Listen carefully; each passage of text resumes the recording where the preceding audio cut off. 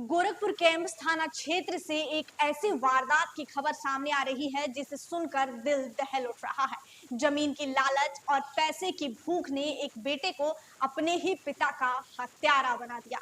इस घटना ने पिता और बेटे के रिश्ते को भी शर्मसार कर दिया है। पूरा मामला क्या है, विस्तार से समझिए।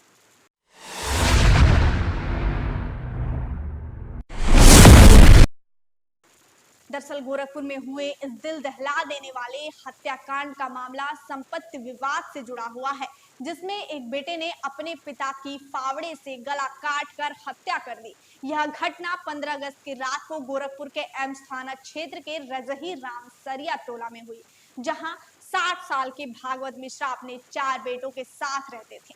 खबर है कि उनकी पत्नी की मौत 2 साल पहले ही हो चुकी थी और उनके 4 बेटों में से सबसे बड़ा बेटा कृष्ण जीवन है, जिसको 7 महीने पहले एक एक्सीडेंट की वजह से सिर में गंभीर चोट लगी थी।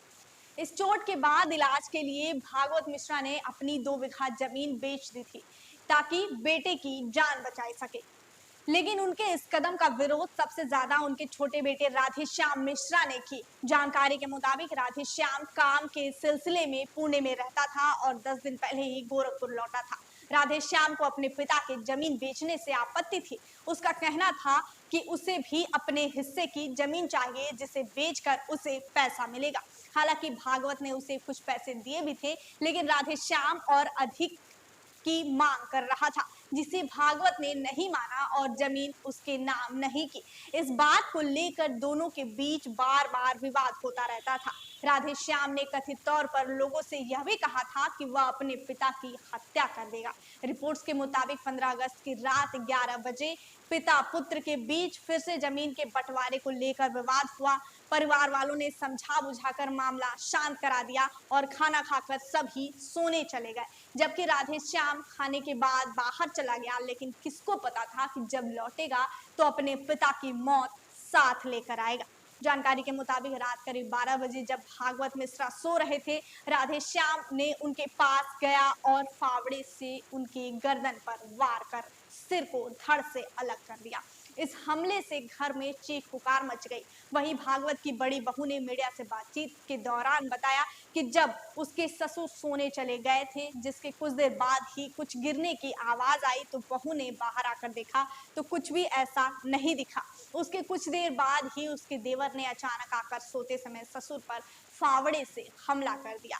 आवाज सुनकर फिर से बहू बाहर आई और देखा कि ससुर बेड से नीचे गिरे हुए हैं और खून से लथपथ पड़े हुए हैं। वहीं बहू का कहना है कि उसे देखकर आरोपी घबरा कर भाग गया।